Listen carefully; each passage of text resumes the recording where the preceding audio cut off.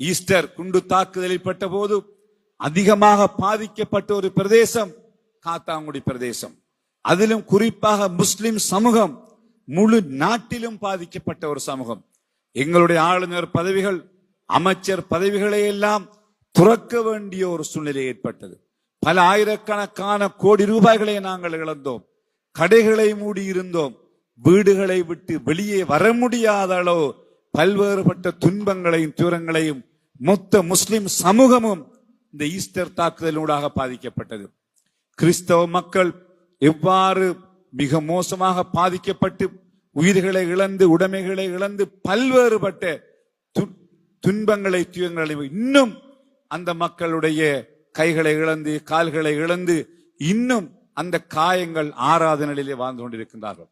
இது தொடர்பிலே அதிமேதகு ஜனாதிபதி அனுரகுமார திசாநாயக்க அவர்கள் அது தொடர்பான விசாரணைகளில் இடம்பெறுகிறது.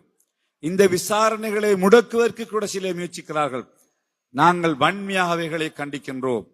இந்த விசாரணை இடம்பெற வேண்டும். அது யாராக இருந்தாலும் சரிதான், அவர் எந்த அந்தஸ்தில் இருந்தாலும் சரிதான், அவர் ஜனாதிபதியாக இருந்தாலும் சரிதான், அவர் என்ன பதவி வகித்தாலும் சரி, கடந்த காலங்களில் யாரெல்லாம் இதிலே பொறுப்புள்ளவர்களாக இருந்தார்களோ அவர்கள் உரியவர் கண்டுபிடிக்கப்பட வேண்டும்.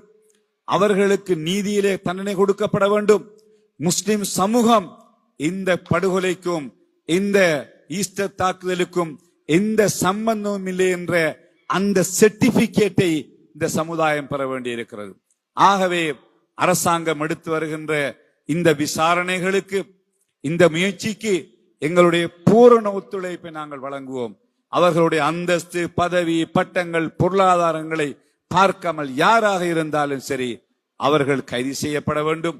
அவர்கள் விசாரிக்கப்பட வேண்டும். விசாரணைகளுக்கான தீர்வு கொண்டு வரப்பட வேண்டும். அதன் மூலம் முஸ்லிம் சமூகம் எங்கள் மீது சுமத்தப்பட்டிருக்கின்ற அந்த பாரிய குற்றத்தை, அந்த பேரை, அந்த இழிவை இந்த சமூகத்திலிருந்து விடுபடுவதற்கு அரசாங்கம் நடவடிக்கை எடுக்க வேண்டும். அதற்கு எங்களுடைய முழு பூரண ஒத்துழைப்பையும் முஸ்லிம் சமூகம் தருவதற்கு ஆயத்தமாக இருக்கிறது என்று கூறி என்னை இந்த நிகழ்வில் அழைத்து